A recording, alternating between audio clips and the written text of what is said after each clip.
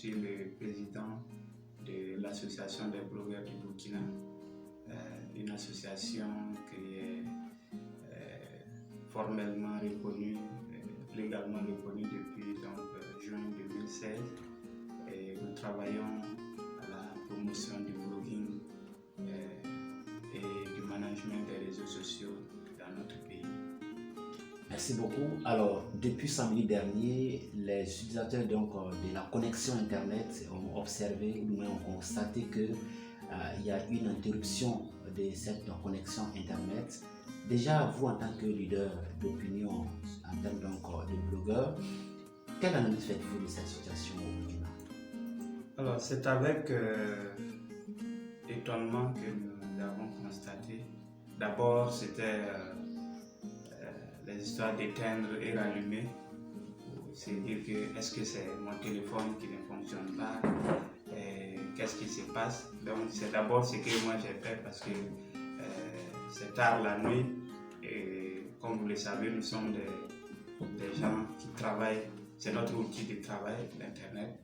Donc tard la nuit, je me suis rendu compte que ça ne fonctionnait pas et donc je pensais que c'était mon téléphone. Jusqu'à ce que quelqu'un d'autre aussi m'appelle pour dire non, c'est général. C'est dommage qu'on en arrive là parce que l'internet, comme je l'ai dit, c'est un outil de travail aujourd'hui. Et on peut même dire du cadre aux mécaniciens, l'internet aujourd'hui est incontournable puisque le WhatsApp, par exemple, le mécano prend ses rendez-vous, envoie des pièces pour regarder, ainsi de suite. Donc, tous ces gens aujourd'hui sont directement impactés par cette suspension. Et vous voyez qu'il a fallu 2 jours pour qu'on nous produise un communiqué laconique pour expliquer ou en tout cas dire en quelques mots ce pourquoi. D'abord on a hésité, on s'est dit que c'était les réseaux de téléphonie mobile. Et on a commencé à en vouloir aux réseaux de téléphonie mobile qui ne communiquaient pas aussi. Nous ne savons pas si la coupure impliquait aussi ou intimait l'ordre au réseau de télécommunications de ne pas communiquer. Voilà, parce qu'il a fallu 2 jours pour aller concocter quelque chose pour venir servir aux gens. C'est vraiment dommage. Nous avons l'impression que nous avons un gouvernement attentiste qui attend toujours que le problème se complexifie avant maintenant de chercher à résoudre le problème.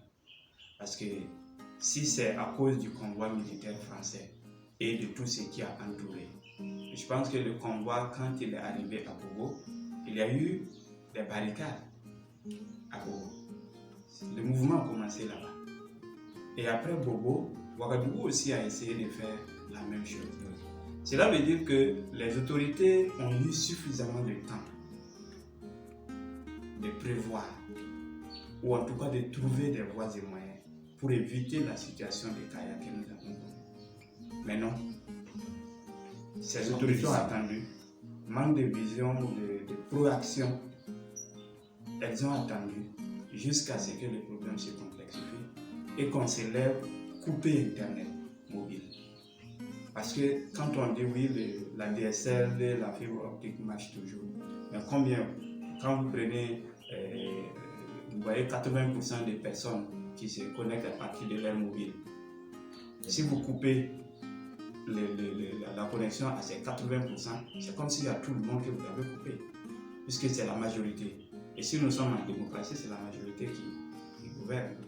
Donc pour nous, c'est dommage qu'on en arrive là.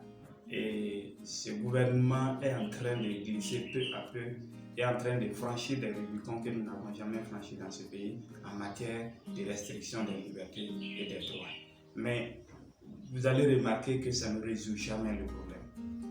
Ça ne résout jamais le problème parce qu'ils ont dit 96 heures à partir de samedi. Cela voudrait dire qu'aujourd'hui, mercredi, en principe, l'Internet sera rétabli.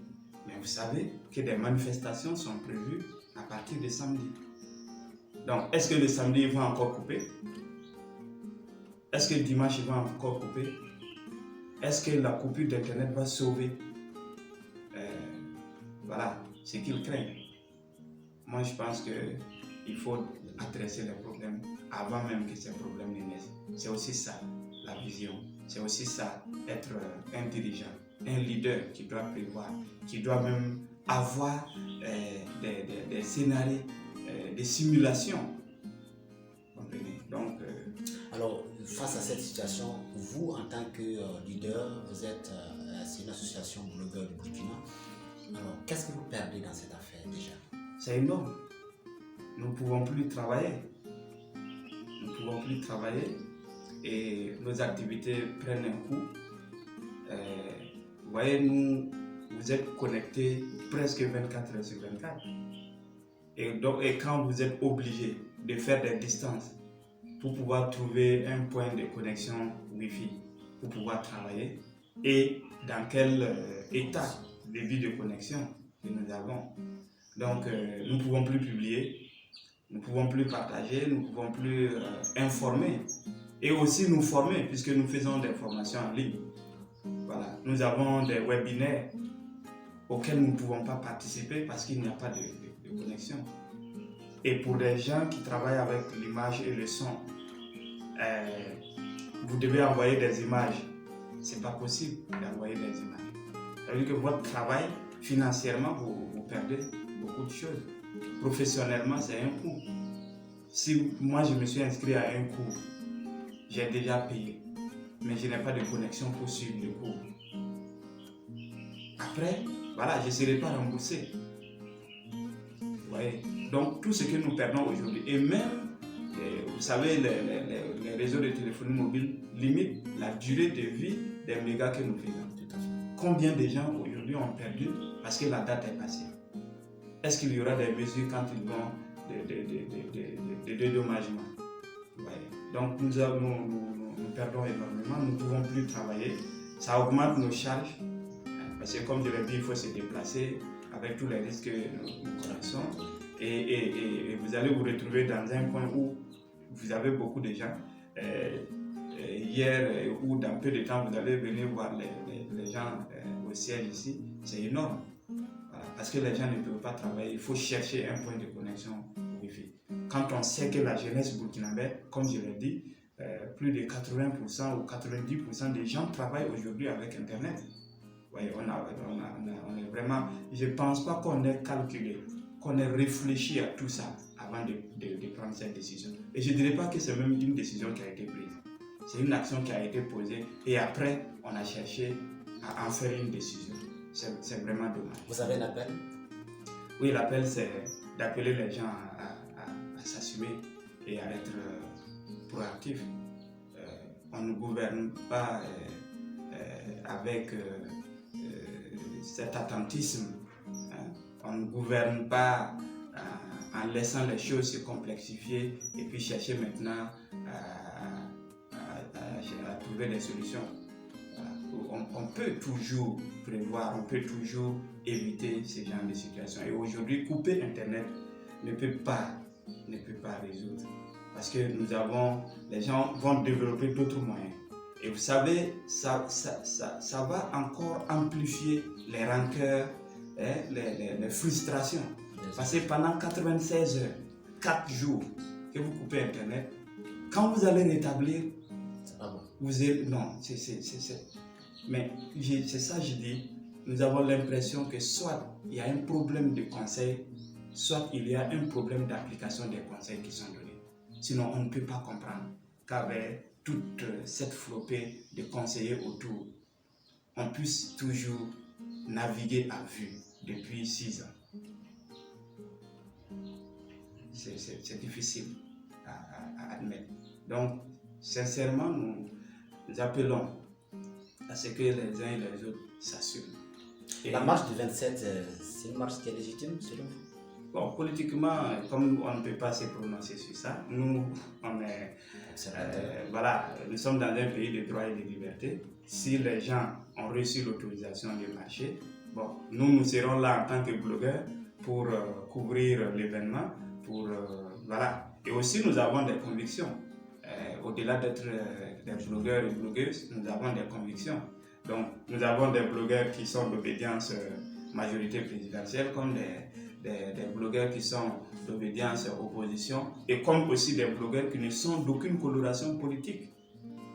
Donc, nous avons tous ces mondes avec nous. Nous ne prenons pas de position. Mais, pour ce qui concerne la vie de la nation, nous pouvons nous prononcer. Donc, ce que nous disons, c'est d'appeler les uns et les autres à travailler à ce que nous puissions avoir des stratégies pour adresser nos problèmes, pour résoudre nos problèmes, pour vaincre ensemble. Parce que c'est possible. Voilà. Mais cela voudrait dire qu'il faut se préparer avant, qu'il faut prendre le problème au sérieux. Voilà. Comme je l'ai dit, nous sommes attaqués depuis 6 ans, mais on continue à dire hommes armés non identifiés. On continue à ne pas accepter que nous sommes en guerre. Parce que la décision qui a été prise de suspendre l'Internet, c'est des décisions qu'on prend quand on est en guerre, quand on est en situation d'état de siège ou quoi. Voilà. Parce que c'est extrême couper Internet aujourd'hui dans un pays, c'est extrême, c'est des mesures vraiment extrêmes. Donc, on ne peut pas en arriver là et ne pas reconnaître que nous sommes en guerre, ne pas reconnaître que nous sommes en difficulté et que nous devons être plus sérieux dans le travail que nous faisons, dans la réflexion que nous menons. On ne peut pas dormir quand vous enterrez presque chaque jour des fils et filles de ce pays. On ne peut pas dormir, on ne doit pas dormir en tant que dirigeant, en tant que leader. Mais si vous continuez à dormir, et dormir voudrait dire, c'est pas seulement se mettre dans un lit ou sur une natte, c'est même dormir dans étant assis, parce que ça ne vous dit absolument plus rien. Voilà. Et quand les gens ont l'impression que c'est le cas, quand les gens ont l'impression qu'on patauge depuis 6 ans, alors les rancœurs vont se renforcer. Si vous appelez les gens depuis 6 ans à l'unité, à l'union, et que jusqu'à présent, ce n'est pas encore effectif, cela voudrait dire que aussi, vous n'avez pas réussi à unir les bouts de la main. Et là où nous allons, c'est très dangereux. Donc, il faut se ressaisir et il faut travailler à l'union, à l'unité les uns et les autres, à être responsable. Parce que gouverner un État, ce n'est pas gérer une entreprise familiale où vous employez qui vous voulez, vos amis. Non, c'est un État. Si votre ami que vous avez mis à vos côtés ne donne pas, il faut l'enlever. Si vous avez quelqu'un que vous avez nommé qui ne donne pas, il faut l'enlever. Mais quand, après 6 ans, on se trompe toujours de ce qui se passe dans le pays, dans les casernes, c'est très dangereux. C'est très dangereux. On le dit, on prend des risques pour dire cette vérité, pour que ça marche, pour que ça change. Voilà. On ne peut pas continuer à pleurer et à enterrer chaque jour. On ne peut pas continuer à présenter des condoléances chaque jour. On ne peut plus continuer à accepter des deuils de 72 heures chaque semaine. Il faut que ça s'arrête. Et nous avons la possibilité de mettre fin à cela. Donc c'est pourquoi il faut éviter de multiplier les problèmes. Il faut éviter de renforcer les rancœurs des uns et des autres. Et travailler donc à vaincre cette hydre terroriste. Et comme je l'ai dit, on a attendu, même ces problèmes terroristes, on a attendu. Dès le commencement, si nous avions été au sérieux pour affronter le terrorisme, on n'en serait pas là. J'ai fini par cette situation, par exemple, au Sud-Ouest, où pendant des mois, on a alerté, interpellé. Il n'y a jamais eu, voilà, il n'y a jamais eu de réaction jusqu'à ce que ces terroristes s'installent. Et c'est en ce moment maintenant, on fait comme si nous n'avons qu'une armée de ratissage. Non. On ne doit pas chaque fois répondre quand on nous attaque seulement, mais attaquer. Parce qu'on le dit, la meilleure défense, c'est celle d'attaquer. Si vous n'attaquez pas et qu'on vient chaque fois vous attaquer, vous cherchez à vous défendre, vous ne pourrez jamais vaincre. Et vous avez remarqué, depuis 6 ans, c'est l'ennemi qui donne toujours l'élan. C'est l'ennemi qui donne l'élan. C'est l'ennemi qui décide du jour, de l'heure, du lieu. C'est l'ennemi qui nous amène maintenant à aller sur le terrain pour faire le ratissage. Mais c'est comme si nous ne prenions pas l'initiative d'attaquer. on a fait autant quoi. Nous, on a fait quoi? Mais aujourd'hui, les lieux où on a fait autant quoi, nous, ça a repris. Parce qu'on n'a pas gardé nos positions. Parce qu'on n'a pas renforcé nos positions. On n'a pas renforcé nos acquis. C'est Internet, couper Internet qui va résoudre ces problèmes. Merci, M. Kambou. Voilà.